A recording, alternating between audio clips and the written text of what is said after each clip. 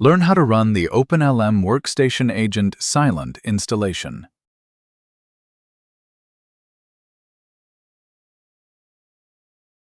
Go to the OpenLM website and download the latest version of the Workstation Agent installer. Log into your OpenLM account and open the Identity service.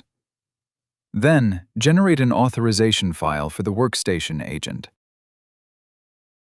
Place both files in the same folder for convenience, for example, local disk C, Program Files OpenLM.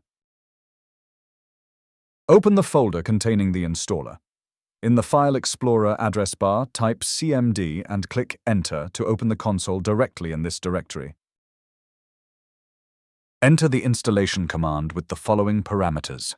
First, specify the path to the required agent version. Next, the parameter operation_mode = cloud specifies that the agent will work with the cloud.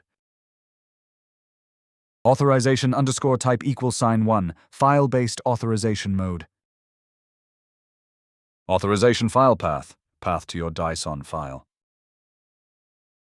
Use dongle monitoring and use end-user services. Enable monitoring of keys and services for the user.